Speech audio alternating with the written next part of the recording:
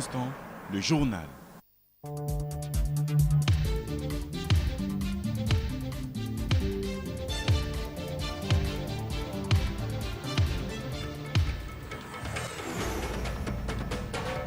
Le journal avec Serge Mathurin Adou.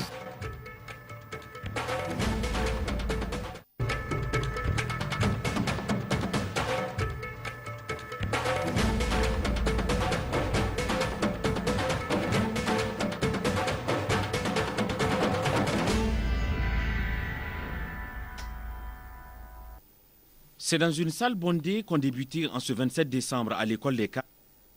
Début ce matin des soutenances des mémoires pour les cycles licence et master professionnels au titre de l'année académique 2015-2016 à l'école des cadres de Niamey. A tenu à féliciter. À procès exceptionnel, déploiement exceptionnel. 29 policiers comparaissent devant les tribunaux. Ils sont accusés d'avoir participé au putsch raté contre le président turc.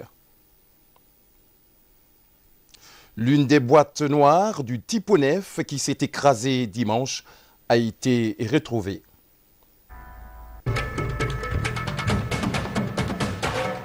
Messieurs, dames, bienvenue à cette session d'information sur Canal 3 Niger en direct de Niamey. Les scolaires ont entamé depuis le 24 décembre les congés de Noël. Un moment de repos pour les acteurs éducatifs, pas tout à fait, car certains responsables et enseignants ont initié des séances de rattrapage en faveur des scolaires, notamment ceux en classe d'examen. Ulrich Benjamin. Au moment où beaucoup profitent de ces congés pour se reposer dans certaines écoles publiques de la capitale, les enseignants sont à pied d'œuvre en dispensant des cours de rattrapage aux élèves. Une manière pour eux de loger à la même enseigne ces scolaires du public avec leurs collègues du privé et pallier le retard accusé du fait des grèves perlées ayant perturbé ce premier trimestre scolaire. Une initiative des enseignants empreinte de patriotisme et de conscience professionnelle. Tel que vous le constatez, je suis en train de faire cours avec mes élèves de la TA4. Et c'est un cours qui se dresse dans la logique de faire en sorte à ce que, eu égard aux grèves qui se sont tenues, nous sommes en train de faire des efforts supplémentaires en vue de permettre à nos élèves candidats d'avancer dans la progression du programme. Comme c'est le public et encore nous relevons de l'État, les cours sont bel et bien gratuits. Ça relève de notre devoir de le faire, non seulement en tant qu'enseignants, mais aussi, ces élèves-là, ce sont nos enfants, ce sont nos frères, donc il nous revient de nous investir pour eux. On est en retard sur le programme. Et je me suis dit qu'il y a lieu de venir rattraper quelques heures afin de vraiment pouvoir être à jour. Parce que bientôt après la reprise, nous allons amorcer les évaluations du premier semestre. Et il va falloir qu'il y ait un contenu pour pouvoir évaluer. Et c'est pour cette raison que j'ai fait venir ces enfants pour qu'on puisse vraiment un peu rattraper le temps perdu. Ce n'est pas payant, je le fais parce que, bon, vous savez, les enseignants que nous sommes, nous avons en tout cas cette conscience de vraiment aider ces élèves-là, qui sont nos enfants, nos frères. Et l'enseignant a cette conscience professionnelle, n'est-ce pas, qui ne nous permet pas, en tout cas, de supporter certaines situations lorsqu'elles sont en défaveur de ces élèves. Un geste des enseignants salué par certains proviseurs des écoles. Les enseignants, vraiment, ils ont un cœur souple. Les enseignants là reviennent pendant les congés faire des rattrapages. Et nous profitons de l'occasion vraiment pour les remercier, pour remercier leur esprit de civisme et de bonté de cœur. Et certains viennent même les dimanches soir pour que leurs petits frères, leurs fils soient dans de bonnes conditions pour admettre massivement au baccalauréat.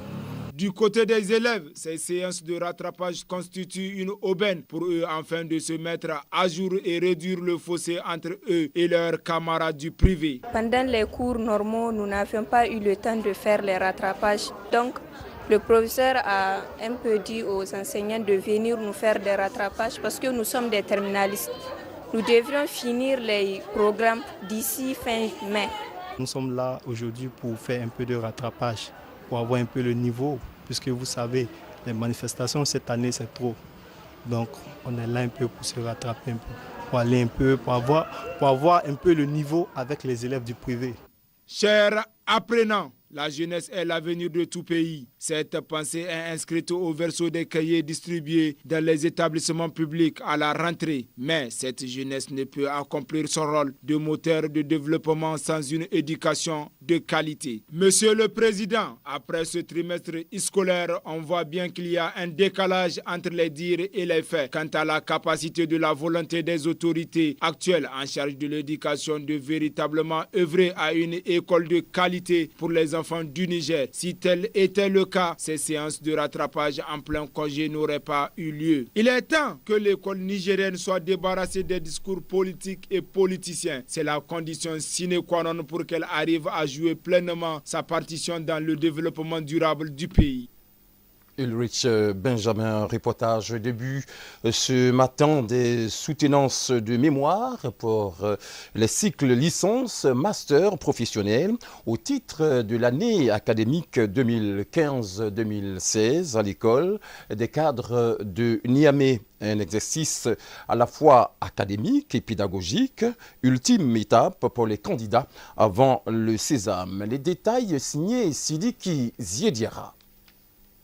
C'est dans une salle bondée qu'ont débuté en ce 27 décembre à l'école des cadres les soutenances de fin de cycle des niveaux licence 3 et master au titre de l'année académique 2015-2016. Un événement devenu une tradition pour ces pensionnaires jugés sur la base de leurs travaux. De prime abord, le coordonnateur du dit institut a tenu à féliciter les étudiants et encadreurs pour le travail abattu avant de revenir sur l'importance de cet exercice. Les soutenances des mémoires de fin d'études auxquelles vous allez participer tout à l'heure sont certes l'effort personnel et individuel des étudiants, mais ces travaux sont aussi l'effort des encadreurs et du corps professionnel qu'il plaît ici de féliciter sincèrement. Cette évaluation consiste pour chaque étudiant à la défense publique d'un travail de recherche communément appelé mémoire de fin d'études. La soutenance des mémoires est donc un exercice académique et pédagogique qui cadre avec nos objectifs de formation. Les thèmes de ces mémoires s'inscrivent dans nos principales filières de formation qui constituent aujourd'hui pour nos jeunes Africains une véritable opportunité d'insertion dans le tissu économique et social de nos pays respectifs. Le représentant du ministère de la formation professionnelle a saisi cette tribune pour témoigner sa gratitude pour l'encadrement dispensé. À l'administration de l'école, à l'ensemble du corps professoral, et nous vous encourageons à tout mettre en œuvre pour assurer la qualité des enseignements de façon à rendre plus employable, de façon à assurer l'employabilité des sortants. Le président du conseil scientifique et notamment celui des jurys des soutenances a souhaité plein succès aux étudiants dans la défense de leur mémoire. Aux étudiants, je leur souhaite beaucoup de sérénité et de courage et surtout une bonne défense de leur dossier.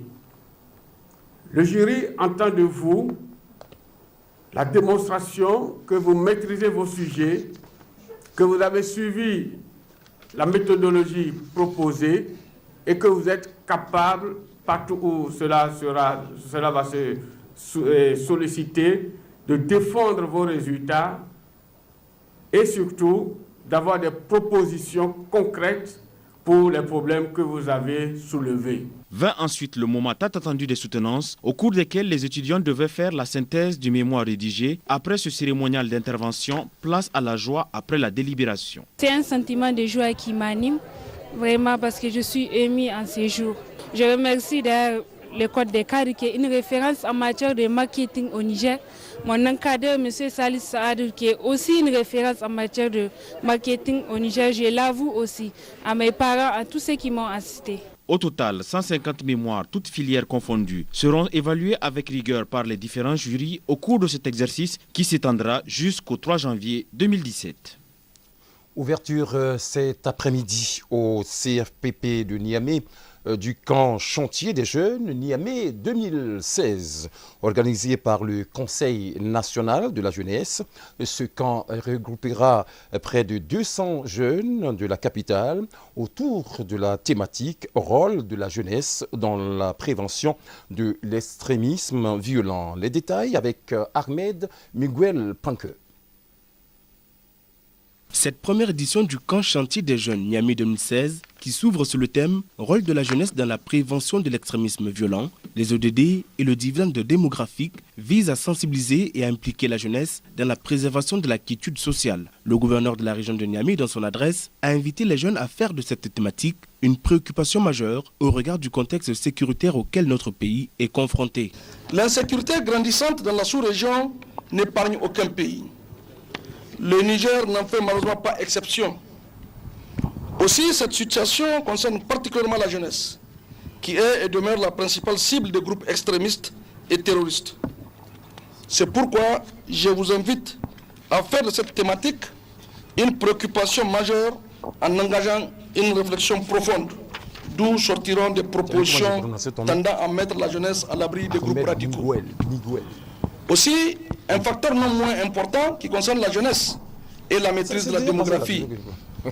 À ce sujet, je vous invite à adopter dès à présent un comportement responsable de manière à créer les conditions d'équilibre entre la croissance économique et la croissance démographique afin de promouvoir un environnement meilleur aux futures générations.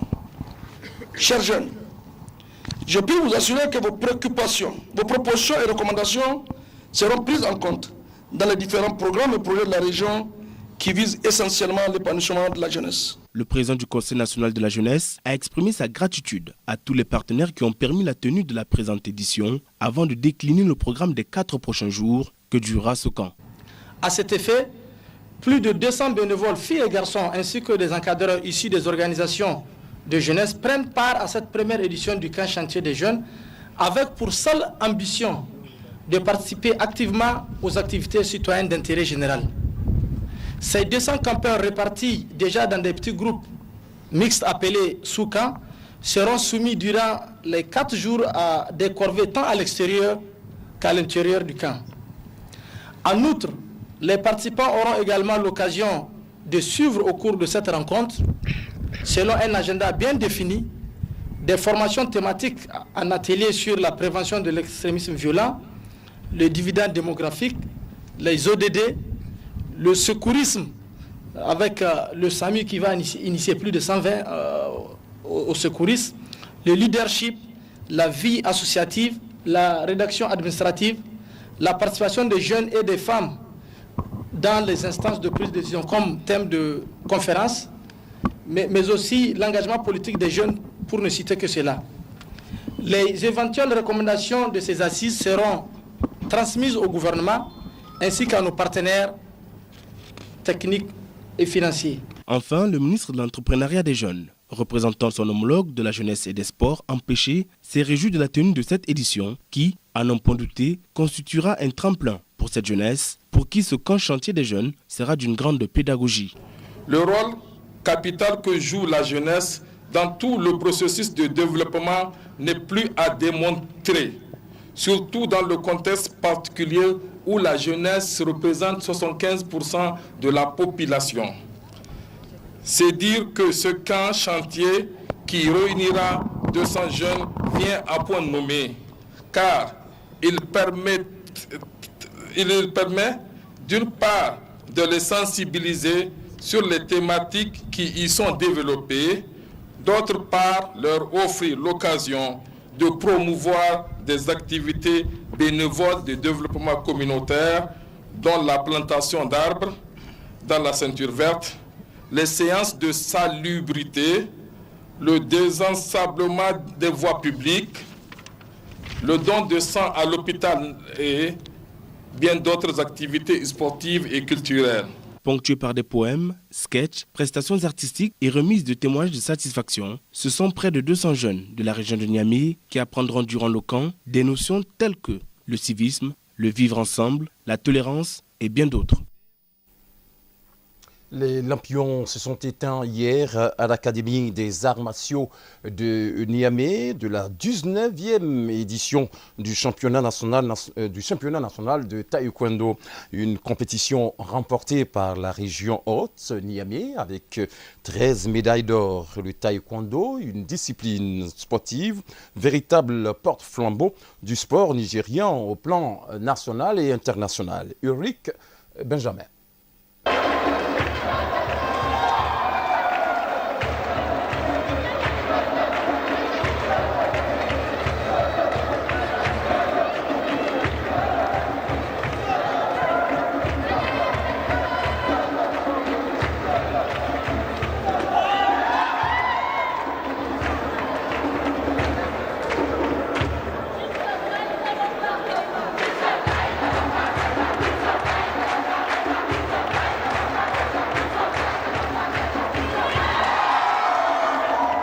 C'est sous les yeux du président de la Fédération nigérienne de taekwondo, Soumana Sanda, un homme très attaché au sport et à la jeunesse, que se sont éteints les lampions du 19e championnat national de la discipline. Une compétition qui a connu une amélioration majeure et significative en matière technologique avec l'avènement du marqueur automatique de coups. Ce championnat qui a regroupé toute la famille du taekwondo nigérien a été l'occasion pour les taekwondoïnes des différentes régions du pays de rivaliser de talent. Le fait, dans un premier temps, d'avoir réussi à poser les bases que sont l'unification de la famille et la transparence dans la gestion a permis dans une certaine mesure, comme nous l'imaginions, de faciliter l'atteinte de tous les autres objectifs. Le sacre de Alphaga en est la parfaite illustration. Grâce à la performance du taekwondo nigérien, porté par ces jeunes prodiges, chacun de nos compatriotes a eu ce sentiment indescriptible d'appartenir à une nation qui, sur le plus grand podium sportif du monde, force respect et admiration. Il y a de cela quelques mois, nous étions avec vous dans cette même salle où nous avons assisté à la victoire de notre cher, ce qui a permis encore de rehausser le niveau du taekwondo. J'aimerais aussi féliciter la Fédération nigérienne de taekwondo d'avoir pu organiser ce championnat national. Le secrétaire en charge de la communication de la Fédération nigérienne de taekwondo nous dresse un bilan de ce championnat. Vous constatez avec nous l'innovation, parce que là, nous venons de finir le championnat, comme vous le constatez, avec des matériels sophistiqués de la dernière génération, où cette fois-ci, ce n'est plus le juge de coin ou les arbitres qui marquent les points pour un combattant, mais le combattant lui-même, quand il marque, c'est la machine d'elle-même, le plastron qu'il porte, les capteurs qui marquent le point sur la machine. Il y a eu une évolution et cette fois-ci, c'est à la dernière formation des arbitres internationaux à laquelle nous avions participé à Abidjan, organisée par la Fédération mondiale de taekwondo, que nous avons appris ces matériels et ces matériels sont acquis par la Fédération nigérienne de taekwondo de la Fédération mondiale sur fonds propres. Donc nous avons appris à manier ces matériels et nous les avons appris aussi à nos arbitres et c'est pourquoi nous les avons aussi utilisés à notre championnat. Et c'est la première fois qu'on utilise les matériels de dernière génération. Donc, et la compétition finit sans problème, sans contestation. La région de Niamey finit en tête du classement avec 13 médailles d'or, suivi de Maradi avec 2 médailles. Et la troisième marche du podium a été occupée par les régions de Dosso et Agadez avec 1 médaille d'or. Une 19e édition du championnat qui s'est achevée dans une belle ambiance festive riche en couleurs.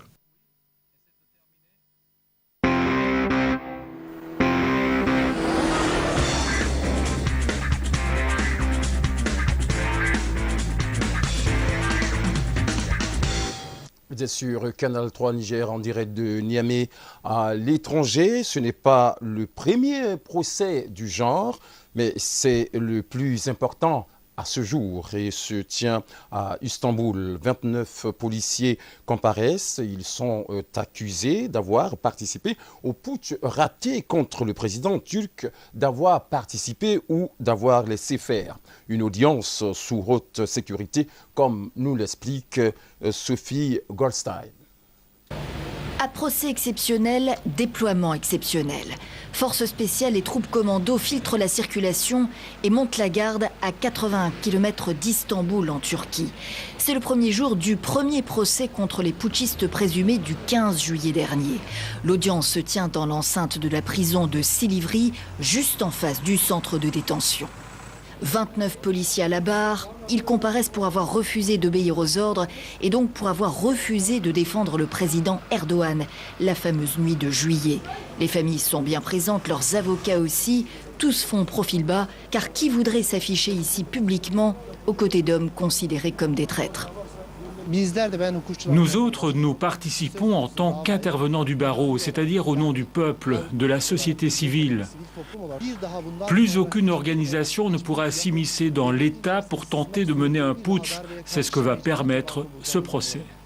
Nous serons présents dans tous les procès liés au coup d'État à travers le pays. Et nous allons nous assurer que les coupables, dans le cadre de l'État de droit, soient punis le plus lourdement possible.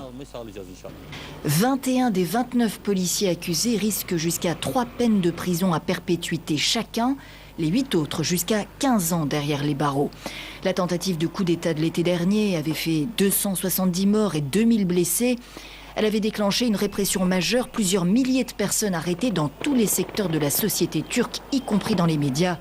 Objectif assumé, faire taire toute critique. L'une des boîtes noires du Tipo-9, l'avion russe qui s'est crashé dimanche, a été retrouvée.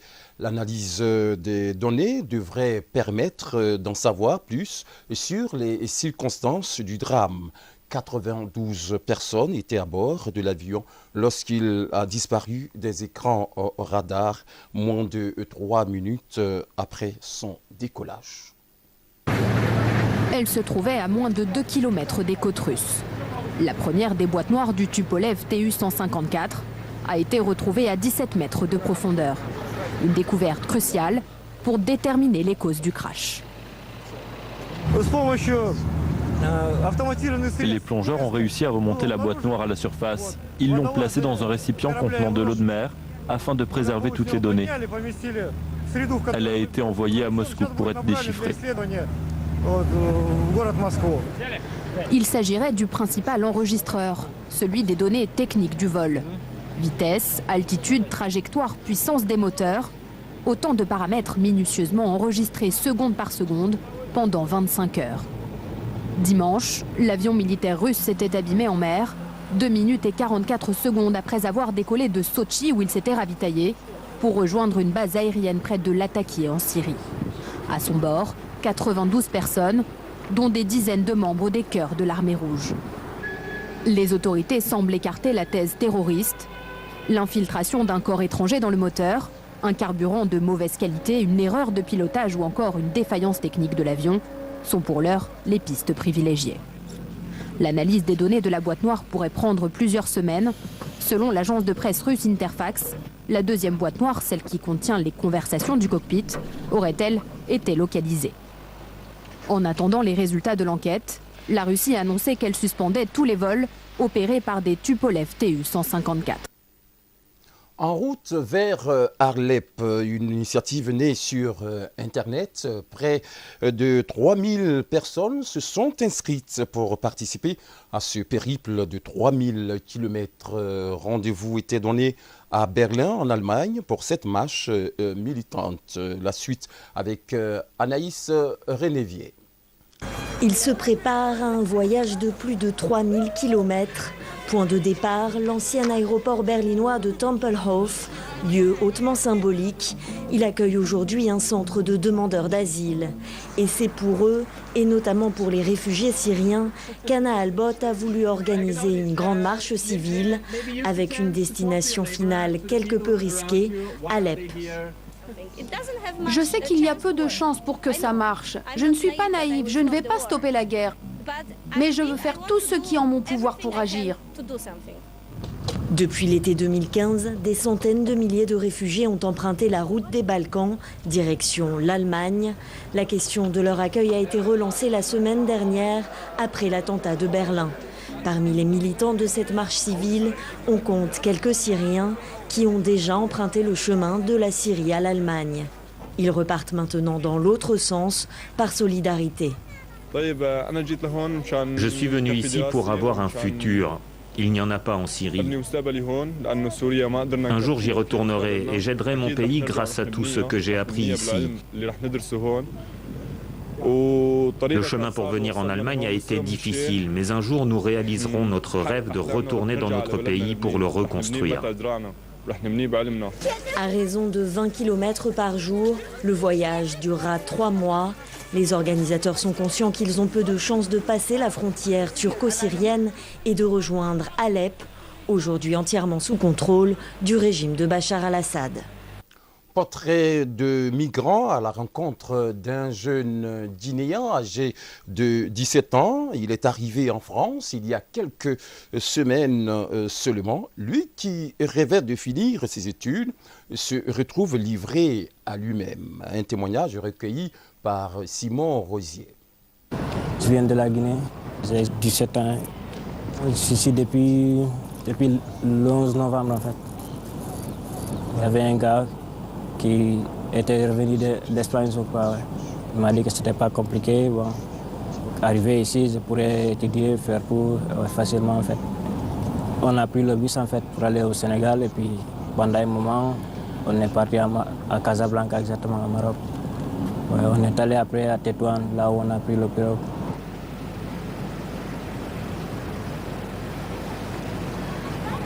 Bah, c'est ça qui est bizarre en fait. On s'est réveillé sans savoir vraiment quoi faire ou aller. Seulement la nourriture, je me réveille et puis je fonce directement à la croix pour pouvoir manger. En fait. Là, je demande un petit tasse de café et puis à manger. C'est tout. Après cela, ça m'arrive de rester dans une bibliothèque là-bas où je pourrais lire des livres, faire passer le temps. Ouais, c'est tout. La nuit après, je reviens pour voir où est-ce que je dormirai.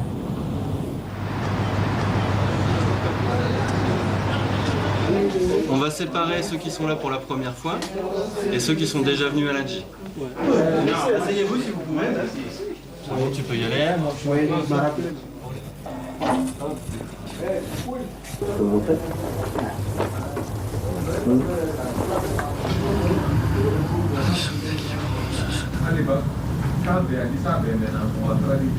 Ils sont pas sûrs que ce document-là, ça soit un vrai document.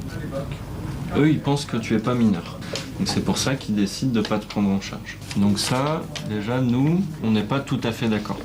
Tu as le droit de demander à un juge, le juge des enfants, pour qu'il puisse te protéger. Ouais, c'est bon. Ouais. Il faut attendre environ 1 mois et demi pour... Ouais, 1 mois et demi, 6 semaines à peu près, pour que le juge des enfants te reçoive pour la première fois au tribunal. Donc en attendant, il faut que tu trouves malheureusement des solutions par toi-même, quoi. Okay. À bientôt. Merci. Tu n'oublies pas tes missions. D'accord. C'est trop dur. Ouais, en fait, rester dans le froid comme ça, c'est un peu compliqué. Ouais. Même pendant la journée. Plutôt la nuit, quand tu ne trouves pas où dormir, c'est plus difficile encore. Ouais. Si tu ne dors pas, tu marches tout le temps sans savoir où tu vas en fait. Ouais. C'est encore le courage de continuer. Ouais, mais je crois que la courage a des limites en fait. Ouais. Arrivé à un certain moment, il faudra savoir que ça ne marche pas et puis c'est ça, c'est la vie. Voilà, c'est la fin de cette session d'information sur Canal 3 Niger que vous suivez en direct de Niamey, mais l'info continue sur les www.canal3niger.net ou sur notre page Facebook Canal 3 Niger. Bonne soirée chez vous.